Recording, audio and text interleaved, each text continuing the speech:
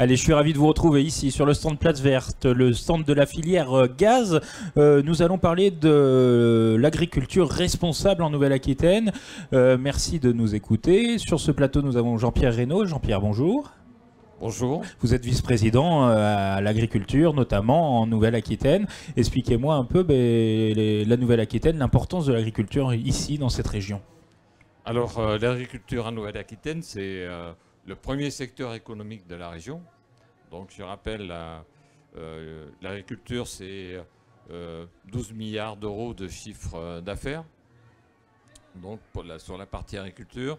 Si on y rajoute l'agroalimentaire, puisqu'on a un tissu d'entreprises agroalimentaires avec peu de grosses entreprises, mais beaucoup de TPE et de PME, donc agroalimentaire, on est à 33 milliards d'euros de chiffre d'affaires. Et sur le côté social, plus de 170 000 emplois. Donc c'est quand même quelque chose qui pèse très très lourd au niveau régional. Donc,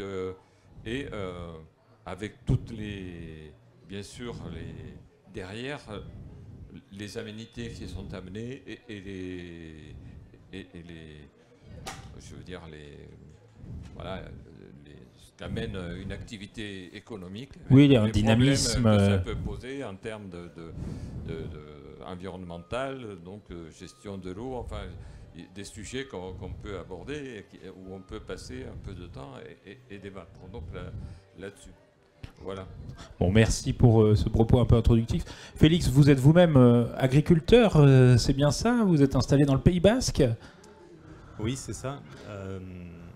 J'ai transformé ma ferme en modèle d'agriculture régénératrice ces 15 dernières années. Qu'est-ce que ça veut dire, ça? Modèle de culture régénératrice, dites-nous en plus. Selon la définition de l'Union européenne, c'est une agriculture dont on peut mesurer les bénéfices environnementaux et qui vient améliorer en fait son environnement donc avec une approche très systémique sur des aspects carbone, eau, biodiversité, et donc qui va laisser le sol meilleur, qui va avoir un processus d'amélioration. Et donc, dans la continuité de cette activité d'agriculteur, j'ai cofondé une entreprise qui s'appelle Régénération, où on accompagne les agriculteurs à la transition avec à la fois de l'accompagnement agronomique et la mesure de tous ces bénéfices environnementaux et leur objectivation. Très bien. Et à côté de vous, nous avons Antoine Bouzin. Vous êtes au centre Émile Durkheim, je crois, à Bordeaux. Expliquez-nous un peu ce que vous faites. Vous avez fait un travail de thèse, je crois. Bonjour, merci pour votre invitation. Donc oui, tout à fait, je suis doctorant en sociologie et sciences politiques au laboratoire que vous avez nommé, le centre Émile Durkheim, donc affilié au CNRS Sciences Po Bordeaux et l'Université de Bordeaux. Moi, j'ai commencé une thèse en septembre 2020 sur la méthanisation agricole. Donc moi, ce qui m'intéresse, c'est la structuration de cette filière, qui est assez spécifique au croisement des secteurs de l'énergie et plus spécifiquement du gaz et de l'agriculture. Et on pourrait même ajouter le traitement et la gestion des déchets. Ce qui m'intéresse également, c'est l'élaboration et la mise en œuvre multiscalaire des politiques publiques. Alors ça veut dire quoi? C'est-à-dire comment se construit une politique publique à l'échelle communale, départementale, régionale, voire nationale. Et enfin, dernier point qui m'intéresse beaucoup, c'est les controverses sociopolitiques. Alors ce que j'entends par controverses sociopolitiques, c'est les points de clivage, de tension au sein de la filière. Et ce qu'on retrouve avec la méthanisation, notamment, c'est des questions vis-à-vis de l'identité professionnelle des agriculteurs et des agricultrices, la question du mix énergétique de demain, le mix énergétique décarboné de demain. Donc autant de questions qui m'intéressent beaucoup. Et pour finir rapidement sur la question que vous me posez, oui, j'ai travaillé notamment avec des collègues sur les contestations sociales qui se déploient en Nouvelle-Aquitaine vis-à-vis des projets de méthanisation agricole. C'est une étude qui nous a été demandée par la région Nouvelle-Aquitaine et plus spécifiquement la direction énergie-climat de la région Nouvelle-Aquitaine.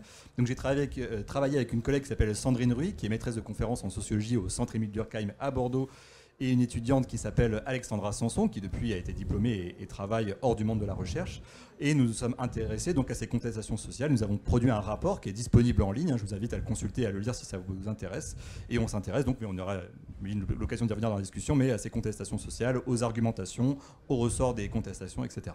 Parce que l'agriculture responsable en Nouvelle-Aquitaine, qu'est-ce que c'est? Est-ce que vous pouvez nous éclairer un peu sur la définition d'agriculture responsable? Vu que vous avez parlé beaucoup de méthanisation, il faut quand même un peu définir ce terme.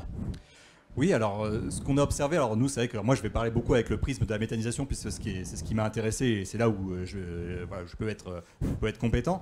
Ce qu'on a en termes de responsabilité, et nous on le voit beaucoup au niveau des porteurs de projets, donc pour situer vraiment très brièvement, on a sélectionné un peu plus d'une quinzaine de sites sur la Nouvelle-Aquitaine et nous avons à chaque fois rencontré les porteurs de projets, les élus locaux, généralement des maires, des mairesses, voire des élus des EPCI.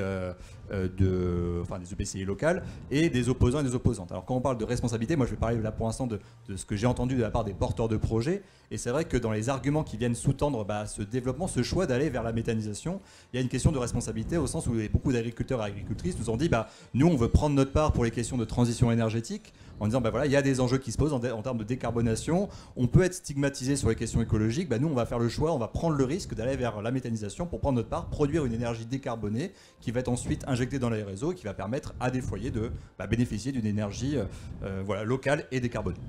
En quoi, pour vous, pour Félix Noblia, votre agriculture est-elle responsable finalement, vous vous définissez vous-même pour une agriculture responsable, avec l'agriculture régénératrice? Non, mais l'enjeu... je vais vous donner par exemple un exemple. Allez-y. L'érosion. Alors, pour prendre un chiffre en milieu tropical, mais en milieu tempéré, on a des chiffres qui ne sont pas très loin. En milieu tropical, si tu dois compter la valeur des éléments minéraux qui partent dans l'eau et le coût que ça représente en termes d'engrais que tu devrais racheter, tu en as pour une moyenne de 500 balles par hectare et par an. Ce qui, quand tu dis ce chiffre-là, ça paraît totalement délirant, lunaire. Mais par exemple, mettre en place des schémas agricoles qui évitent cette érosion-là, c'est éviter de dépenser ça. Parce qu'au départ, en fait, c'est pas parce que tu vas économiser 500 € d'engrais que tu vas pas avoir besoin d'en mettre et que ça va pousser tout seul aussi simplement que ça. Non, l'agronomie, c'est quelque chose d'extrêmement complexe. Mais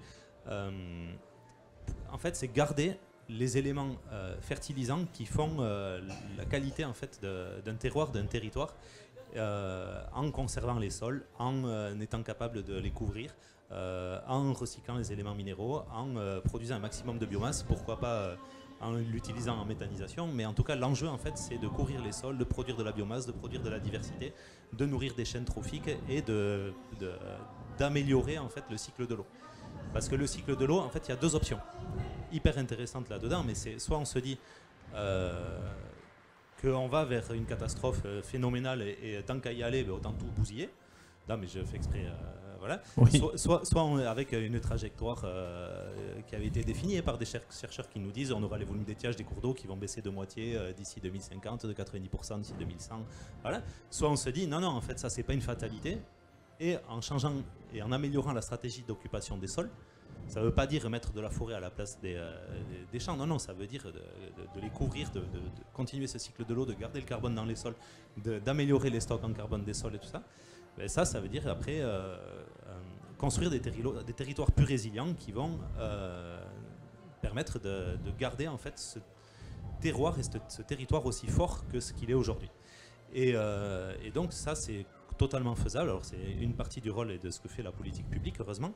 Et du coup, moi c'est ce que je fais aussi sur ma ferme, à ma petite échelle individuelle. Je plante des arbres, je fais en sorte de gérer le mieux possible mes prairies, de travailler le moins possible mes sols, de gérer les animaux de la manière la plus performante possible. Voilà. Jean-Pierre, j'allais vous faire réagir sur ce côté durable. La région est quand même très impliquée aussi là-dedans et doit être motrice, j'allais dire, dans ces...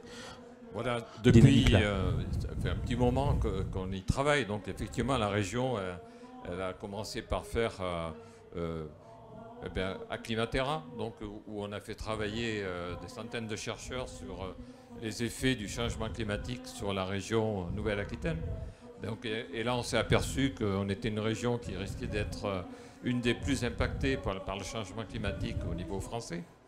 Donc, on a décliné cela avec une feuille de route qui s'appelle Néoterra, donc où on a affiché quelques ambitions pour l'agriculture de Nouvelle-Aquitaine, donc avec des ambitions qui allaient de la sortie des pesticides de synthèse à l'échelle de 2030, de la réduction de l'eau, donc avec pas mal de mesures qui rentre dans ces préoccupations d'agroécologie. C'est comment. Alors voilà, le travail qu'on est encore en train de faire, c'est comment pour éco-conditionner ou orienter nos aides, c'est comment on définit les actions agroécologiques. Donc l'agriculture de conservation des sols, ça en est une. Donc l'agriculture biologique, bien sûr, qui est un élément important, mais pas que. Il faut qu'on travaille et qu'on massifie, parce que si on veut avoir un impact sur le climat et sur l'avenir de l'agriculture régionale, il faut qu'on massifie et qu'on entraîne l'ensemble, la majorité des agriculteurs qui aujourd'hui ne sont pas dans ces démarches, vers ces démarches-là. Donc c'est tout le travail qu'on est en train de faire avec l'ensemble des organisations professionnelles pour pouvoir accompagner. Mais là, le terme agriculture régénérative donc, nous va très bien, et on est bien sur cette logique-là. Donc voilà, parce que l'agronomie, c'est sans doute notre plus gros levier d'action pour l'avenir d'une production où la transition aura fait son chemin. Donc, très bien. Félix, justement, cette agriculture régénératrice, vous y êtes tombé dedans il y a une quinzaine d'années, c'est ce que vous me disiez quand on a préparé cette table ronde. Enfin, je ne suis pas tombé dedans. Hein, oui, non. C'est une démarche voulue. Hein. Non, mais c'est une démarche... oui et non. C'est voulu et subi. Non, c'est subi dans le sens où quand j'ai repris ma ferme, il y avait des sols, il n'y avait plus rien qui poussait dessus. Tu pouvais semer ton maïs 3 fois, il germait, il crevait. Enfin, ça, c'est un bon exemple. C'est qu'ils étaient arrivés au bout en termes du fait de les abîmer à certains endroits. Par une totale non-conscience de la réalité de l'impact de pratiques. Voilà. Et du coup, ça a été changé pour en fait regagner en productivité. Et après, ça c'est la première image. Et après, dans ma manière de penser, ça a été aussi changé pour baisser mes charges. C'est-à-dire diminuer la quantité de gasoil que tu vas utiliser, diminuer les charges au maximum de travail pour arriver en fait à... Parce qu'il y a un autre problème, et du coup c'est pas l'objet de cette conférence, mais c'est le changement que j'ai subi aussi, c'est que tu passes d'un moment où tu as une ferme avec de la main-d'œuvre familiale, donc là c'était un oncle qui avait pris sa retraite mais qui bossait quand même un peu de temps en temps, à un truc où tu dois payer tes heures de travail, tu dois payer des charges sociales associées aux heures de travail, et du coup la compétitivité de l'agriculture elle est plus du tout la même. Tu es obligé de repenser totalement différemment en fait la rentabilité et la profitabilité en fait du système. Et donc non, ça a été à la fois subi, à la fois choisi en fait. Voilà, plutôt tu as plein de choix possibles quand tu es agriculteur, et donc moi j'ai fait ce choix-là de rentrer dans des démarches de conservation, d'amélioration des sols, et ça a été maintenant c'est alors je passe peu de temps sur ma ferme maintenant, mais c'est un schéma de rotation d'animaux en pâturage tournant voilà, où je les déplace certes 2 fois par jour, donc avant de venir là j'ai déplacé mes vaches, au retour je vais les déplacer. Bon. Mais, non, mais ce que je veux dire c'est que c'est super intéressant parce que on voit rien, enfin ce qu'on fait avec Régénération, c'est qu'on le mesure pour arriver à avoir des données transparentes, fiables, tout ça, sur tout ça, mais ça se voit à l'œil en fait. À l'œil tu vois que ton agriculture, elle améliore ton champ. Tu vois que le champ du voisin, au moindre orage, tu as tout qui dégueule à la rivière avec une énorme érosion. Et toi, ton champ, il n'y a pas une goutte de terre qui bouge.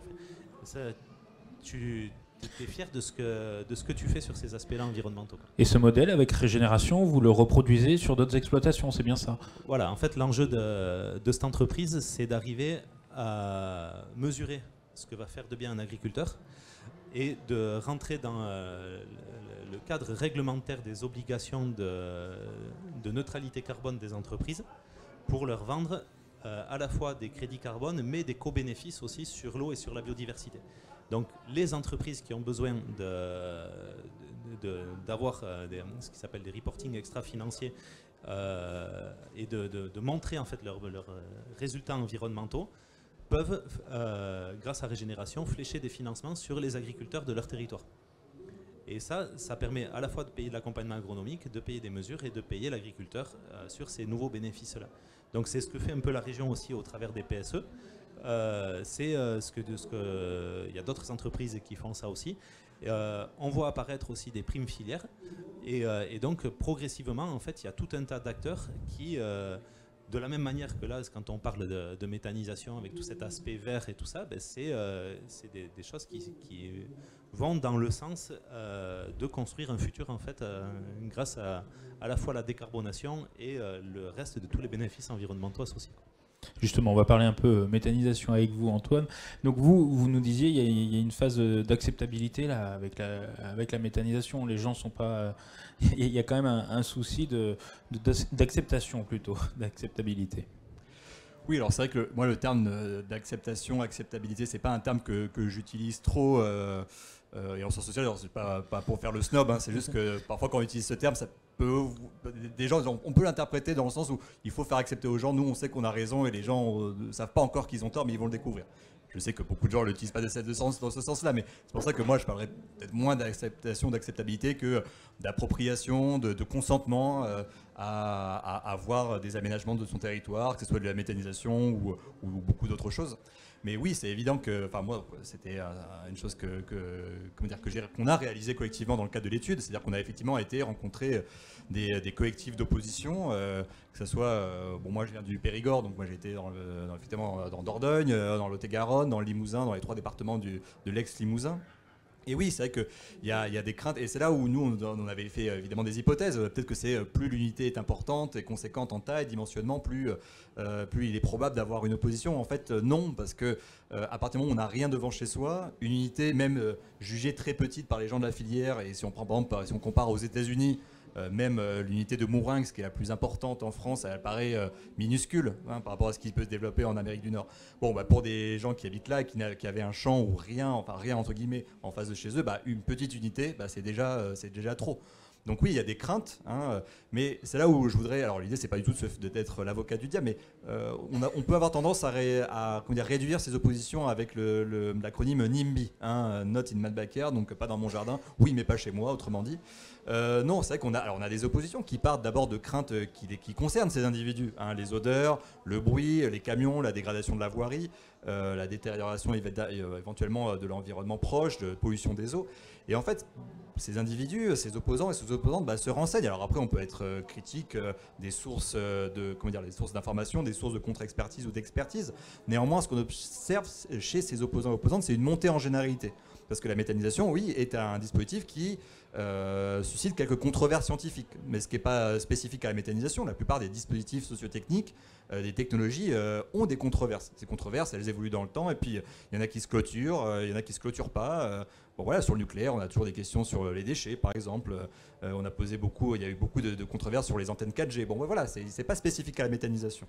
Et donc, il y a des montées en généralité, et ces opposants et ces opposantes se saisissent de sujets qui interrogent réellement la filière, comme la question des digestats, des effets sur les sols, la question des fuites des méthanes. Et en même temps, moi, j'ai beaucoup de gens de la filière qui me disent c'est intéressant aussi d'avoir ces remontées-là, parce que nous, ça nous oblige à être encore plus précautionneux, à faire évoluer aussi nos process, nos méthodes de travail pour prendre en compte ces controverses et faire en sorte que la filière se perfectionne.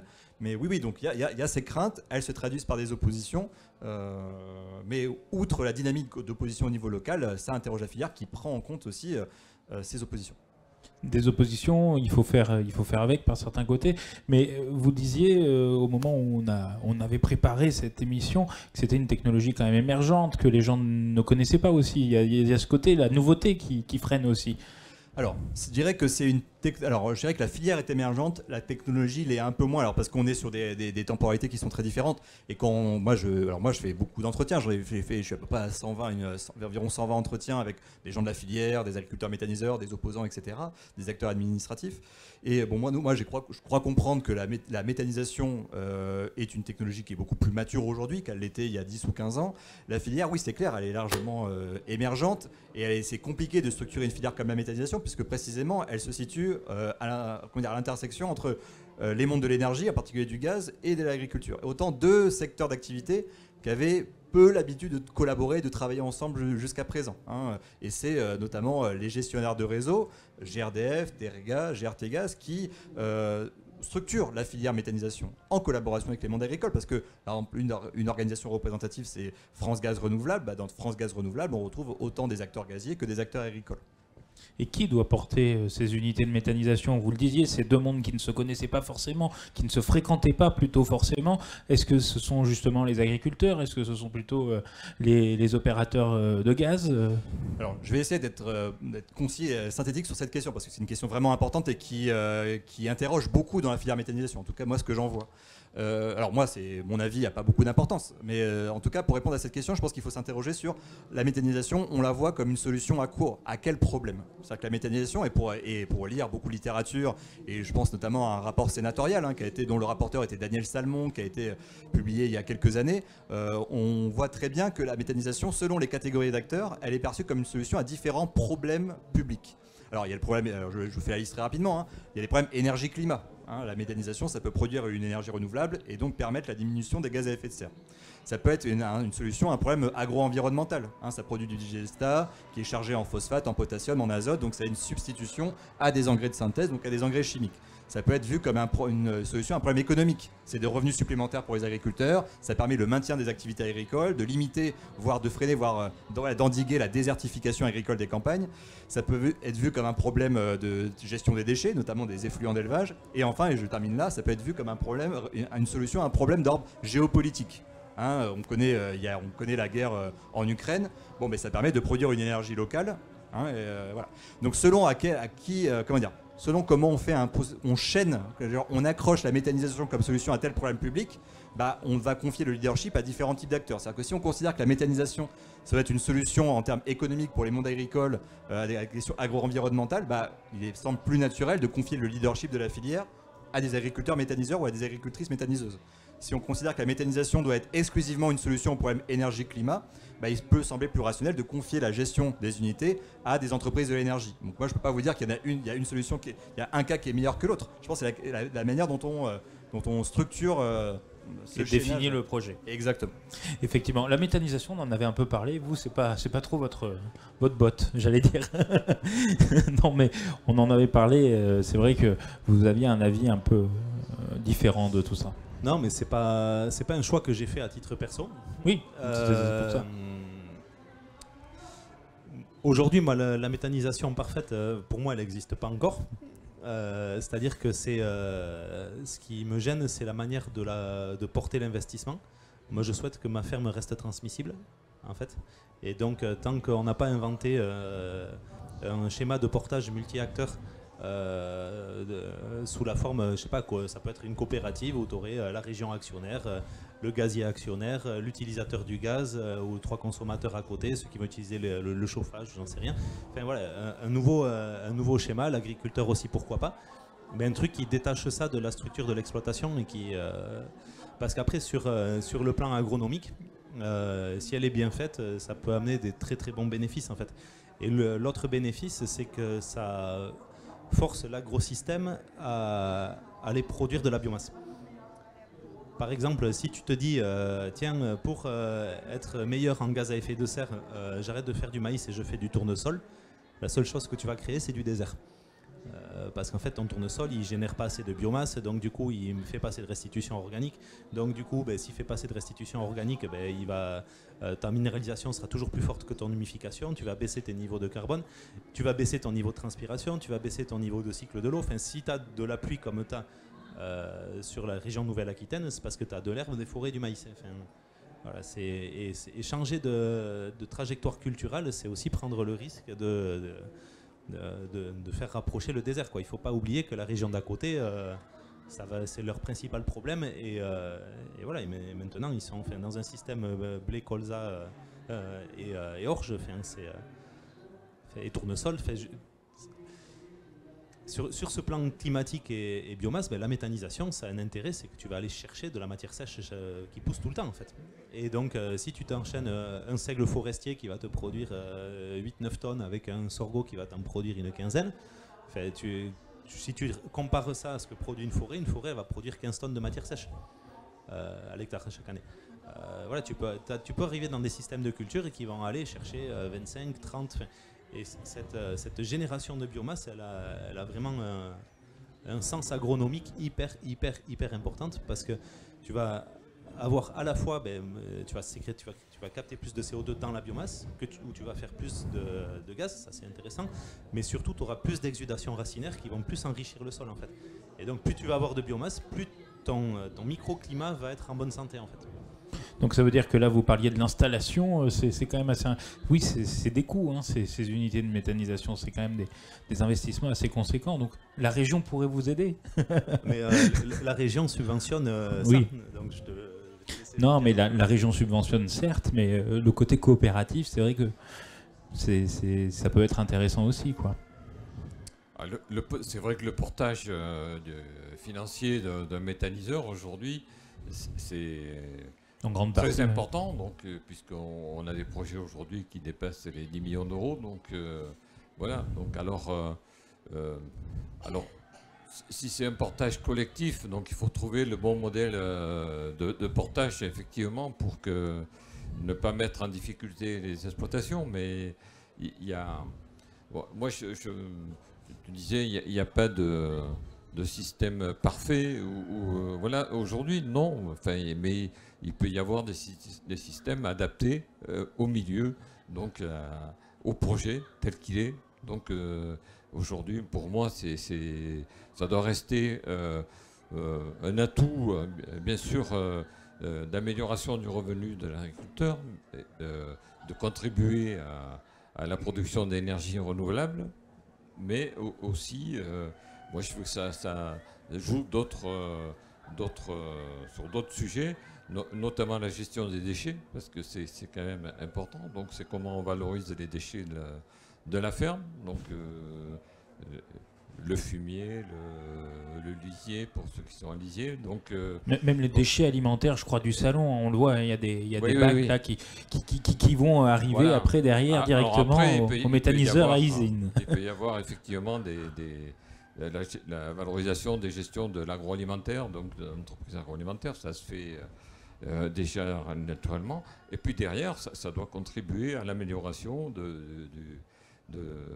la qualité agronomique des sols. Donc c'est comment, voilà, avec la gestion du digestat, donc on peut dire... Voilà, donc pour moi, il faut que il y ait un équilibre entre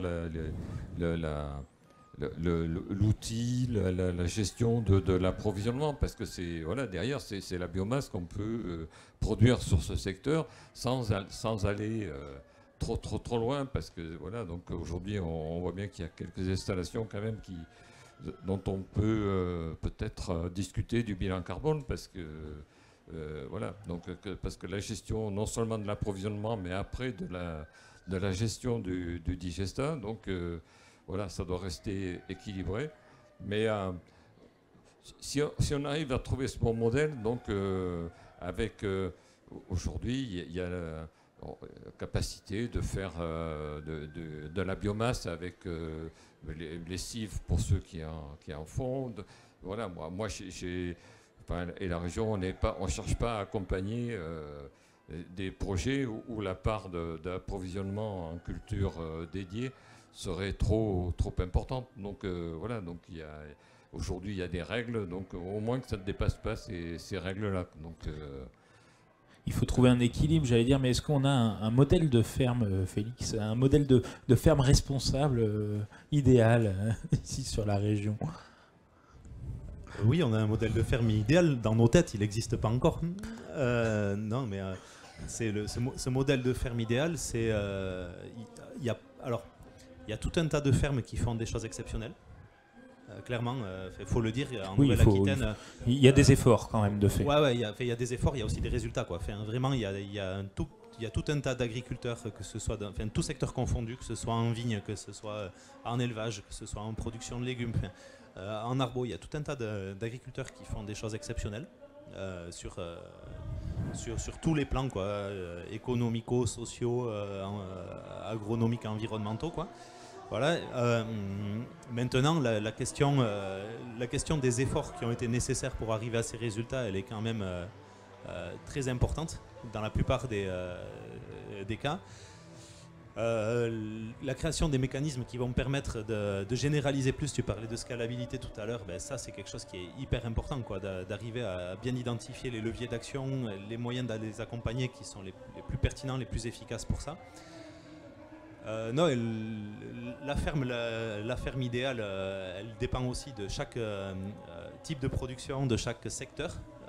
Par exemple, je ne vais pas te dire que la ferme idéale au Pays Basque, ça va être la ferme de 1000 hectares en monoculture de blé. Non, je caricature, mais... J'ai bien compris. Non, mais tu vois, une ferme idéale au Pays Basque, ça serait une ferme qui serait à une petite taille en lait de brebis, qui arriverait à valoriser correctement tous les sous-produits, qui aurait une micro-méthanisation, qui aurait des toits couverts de panneaux photovoltaïques, un séchage en grange, tu vois. Un truc qui permettrait d'aller chercher à la fois une très haute qualité de produit et une très haute qualité environnementale et une grosse rentabilité économique. En fait, c'est d'arriver à accumuler ces trois trucs-là. Par contre, après, la hauteur de l'investissement pour arriver à ça, effectivement, voilà. Et la ferme idéale, elle est aussi transmissible.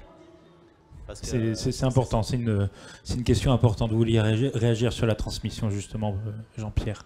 Oui, non, non. C'est toujours sur la ferme idéale, donc sur le modèle de méthanisation idéale. Donc, nous, on a essayé de favoriser la micro-méthanisation, c'est-à-dire un méthaniseur pour une ferme, donc adapté à la production de déchets et de fumier. Donc, bon, malheureusement, je pense que le modèle n'a pas trouvé sa place, je veux dire le modèle économique, alors qu'il y a des installations qui le permettent. Mais moi, j'ai un exemple d'un méthaniseur à côté de chez moi. Alors, c'est peut-être pas le méthaniseur idéal, mais qui fonctionne très bien. C'est 3 fermes qui se sont mises ensemble pour faire un méthaniseur, donc qui sont assez proches, donc ça aide, mais qui ont trouvé un système pour... elles ont des élevages hors sol en veau de boucherie, donc avec le lisier qui arrive directement par déclivité au méthaniseur, donc plus les fumiers de la ferme, plus quelques cultures fourragères qui sont faites dédiées, mais voilà, et qui fonctionnent très très bien. Et là, on a le recul parce que ça fait quelques années qu'ils circulent et qui se font un complément de revenus qui n'est pas négligeable pour les 3 exploitants. Donc, et ça les a amenés derrière à travailler plus ensemble et de manière collective. Donc voilà, alors on peut dire que c'est un système idéal, c'est pas reproductible, mais bon, ça existe et c'est possible. Exactement. Et vous en avez visité des modèles, des fermes. Vous voulez réagir, pardon, ouais, Félix? Juste pour rebondir à ce que dit Jean-Pierre, mais c'est peut-être pas de la micro-méthanisation, c'est peut-être de l'agrivoltaïsme, c'est peut-être... Enfin, en tout cas, la combinaison de production d'énergie avec production alimentaire, c'est en train de se mettre en place un peu partout. Et voilà, on ne sait pas encore exactement ce que ce sera le système idéal, mais il sera différent en fonction de tous les territoires. Antoine, non, c'est pas grave, c'est normal de réagir et de rebondir. Justement, vous avez visité beaucoup de fermes d'exploitation et de méthaniseurs, je suppose. Il y avait plusieurs modèles? Oui, il y a une grande diversité de modèles. En fait, je pense que, je veux dire, c'est peut-être un peu facile de dire ça, mais chaque modèle de méthanisation, enfin chaque unité est assez spécifique, parce qu'elle est conçue aussi en fonction des plans d'approvisionnement des porteurs de projets, du coup des catégories d'intrants, etc. Donc après, on peut faire des typologies quand même assez opérationnelles. Mais oui, on a des modèles entre effectivement la microméthanisation qui a été évoquée, la méthanisation agricole en collectif, la méthanisation centralisée, etc. Donc la question après de la méthanisation idéale, c'est toujours, enfin je suis un peu pénible, mais c'est par rapport à quels critères? Est-ce que les critères, encore une fois, c'est d'optimiser la production d'énergie renouvelable? Est-ce que c'est de permettre le maintien d'activité agricole? Est-ce que c'est pouvoir transformer les systèmes agricoles pour qu'ils soient plus durables, pour réduire les intrants chimiques, etc. Donc selon où on place les curseurs, oui, il y a des modèles qui sont plus ajustés que d'autres. Ce qui est une certitude, c'est que quand on voit le plan EMA, donc le plan EMA, c'est le plan énergie, méthanisation, autonomie, azote, qui était coporté en 2013 par les ministères de l'écologie et de l'agriculture, là, c'était explicite. L'idée, c'était d'avoir un équilibre entre le fait, effectivement, de produire de l'énergie renouvelable, diminuer les émissions de gaz à effet de serre, mais également d'ancrer la méthanisation dans les mondes agricoles.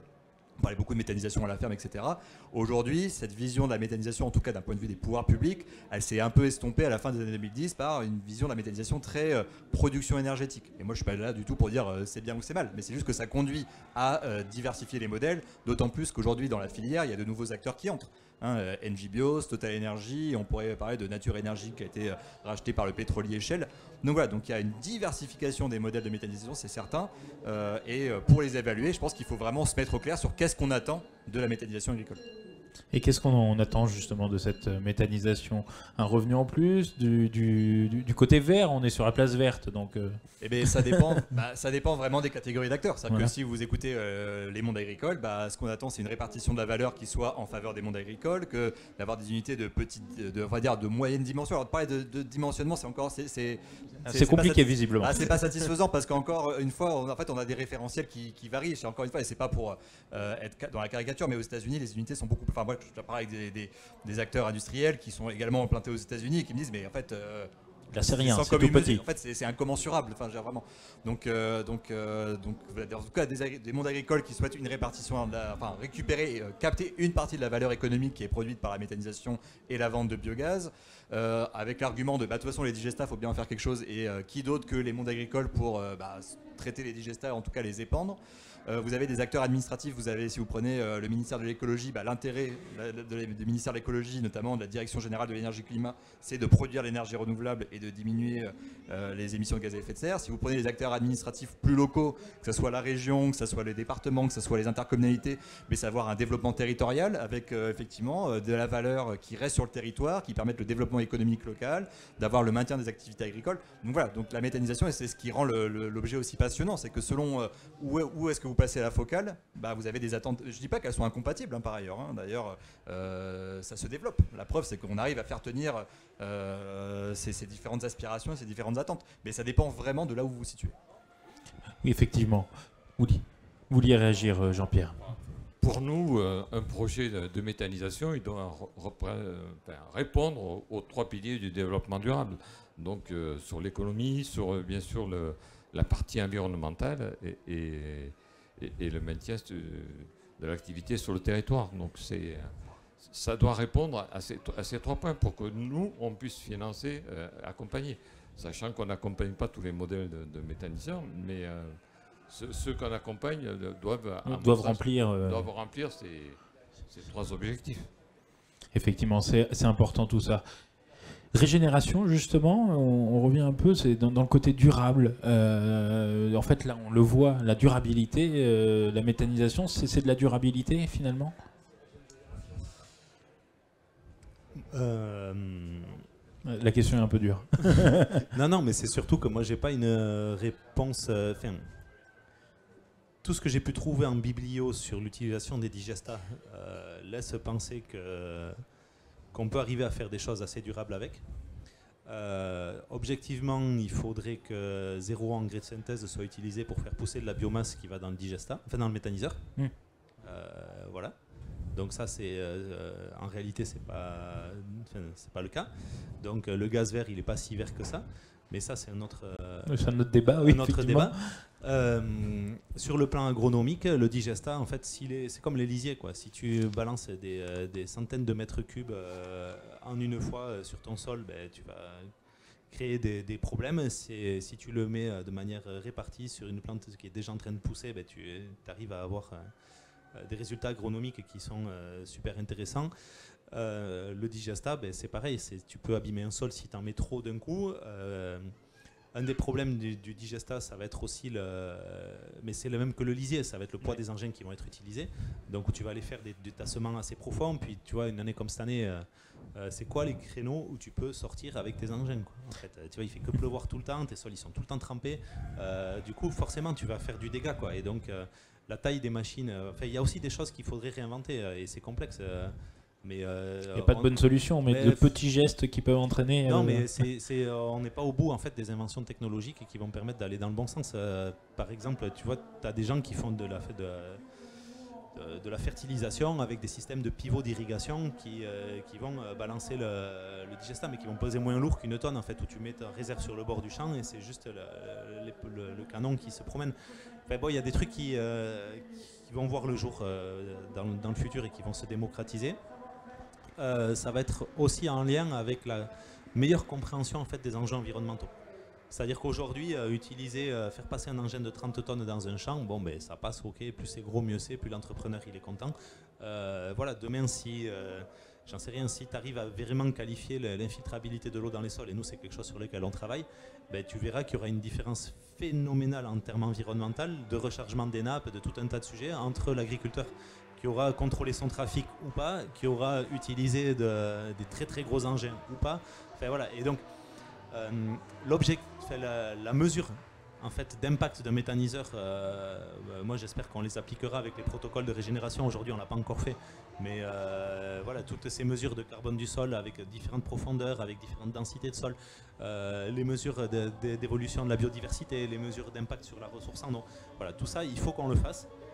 Et après on pourra dire oui ou non, plus on aura de méthaniseurs mesurés, mieux voilà, on se portera. On voit tout le travail qui reste à faire. J'avais une question, la Nouvelle-Aquitaine est-elle plutôt bonne élève, j'allais dire? Est-ce que vous avez un avis là-dessus, vous qui avez un peu cherché tout ça?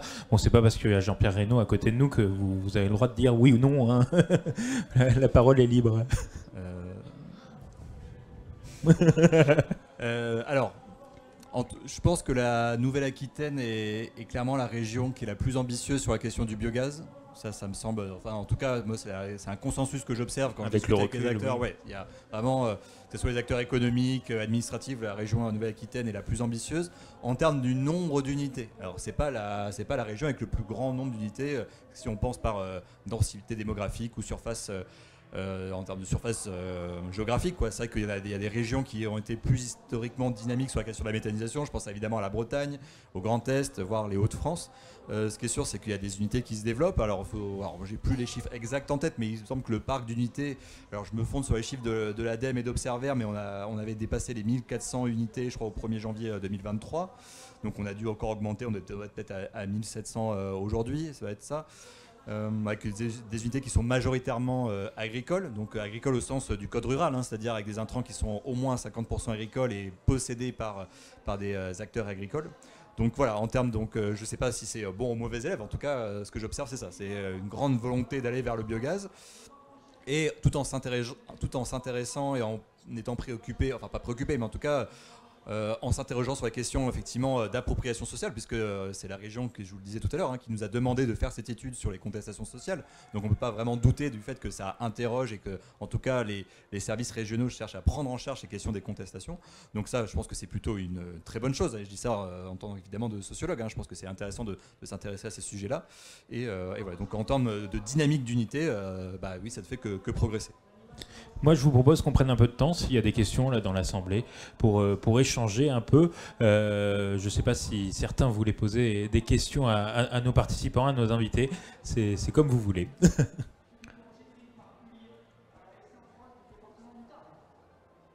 Bon, visiblement, ça se bouscule un peu. Non, moi, j'en ai une question. Allez-y, une question.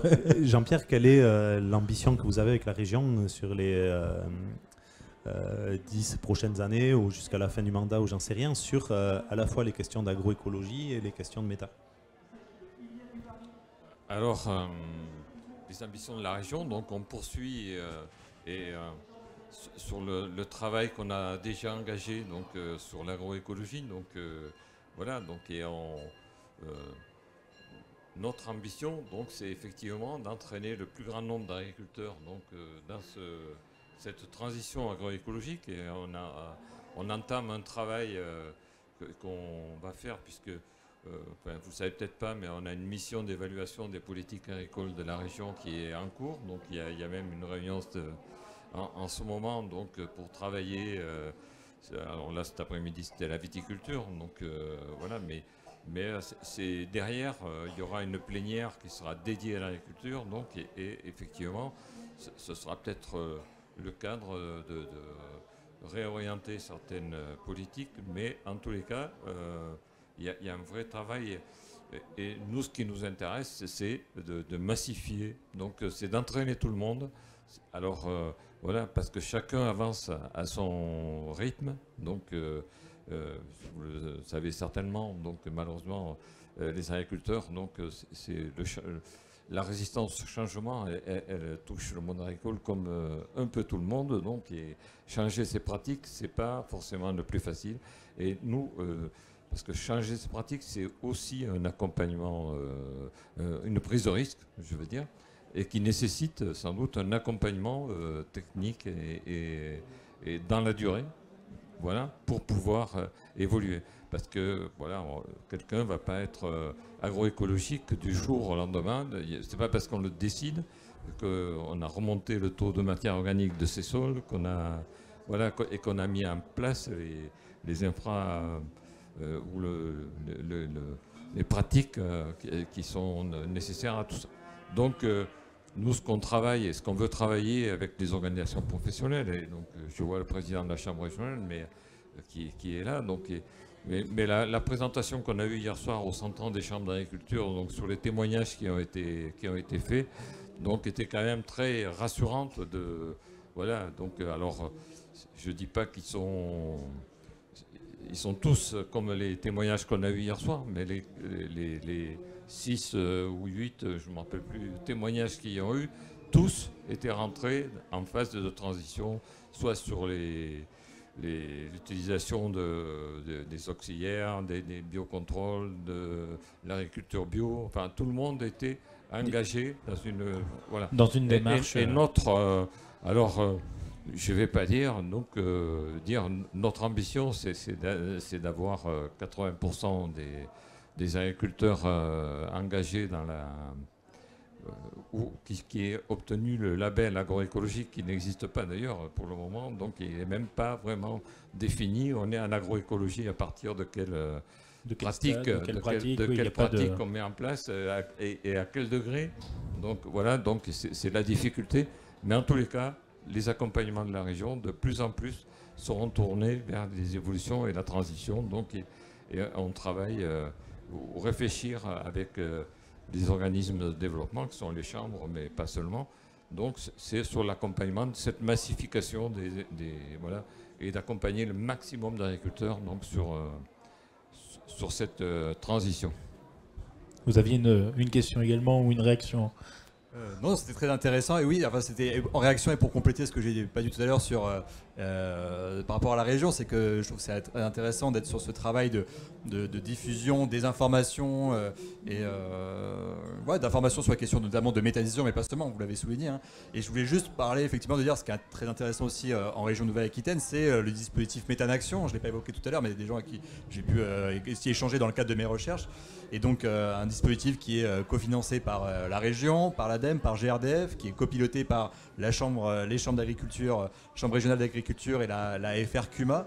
Donc voilà, donc c'est très intéressant aussi comme vecteur de diffusion de l'information et puis de mobilisation des mondes agricoles. Donc ça, c'est également un vrai défi. Ça revient sur ce que vous disiez tout à l'heure, la question sur les modèles de méthanisation agricole. C'est qu'il y a plusieurs questions qui se posent. C'est qui finance, qui possède et qui décide. Donc autant on parle de groupes sociaux qui ne se superposent pas complètement. Et bon, il y a quelques semaines, il y avait les journées recherche-innovation du club biogaz à Pau, qui s'interrogeaient justement sur la méthanisation, les modèles. Les questions qui sont vraiment revenues, c'est c'est des interrogations qui ne sont pas nécessairement des inquiétudes, mais on a une massification en perspective des unités. Il va falloir vraiment se poser la question, ces 3 questions-là, qui investit, qui possède, qui décide. Et je pense qu'il y a plein de choses encore à inventer. Alors moi, je ne suis pas un spécialiste de la question non plus, et je ne suis pas un acteur des mondes agricoles ni un acteur du gaz. Mais par exemple, on parle de pourquoi est-ce que les CUMA pourraient par exemple choisir de s'engager davantage sur la question de méthanisation pour rationaliser les coûts, pour rationaliser aussi les personnels embauchés. Enfin, il y a plein de questions. Et je ne dis pas que c'est ce qu'il faut faire. Encore une fois, ça dépend de quels critères politiques on pose et quels moyens on se donne pour y parvenir. Mais en tout cas, voilà, il y a plein de choses encore à imaginer. Et merci en tout cas de nous avoir partagé un peu vos points de vue. Je ne sais pas si vous vouliez réagir, Félix, pas forcément. Si, moi j'ai hâte qu'avec Régénération, on bosse avec la région et j'ai hâte qu'on mesure ce qui se passe sur les méthaniseurs en Nouvelle-Aquitaine. Le rendez-vous est pris en tout cas. Mais merci beaucoup d'avoir été ici sur le stand de Place Verte et d'avoir participé à ce petit débat, cette petite table ronde sur l'agriculture durable en Nouvelle-Aquitaine et finalement la méthanisation aussi. Merci.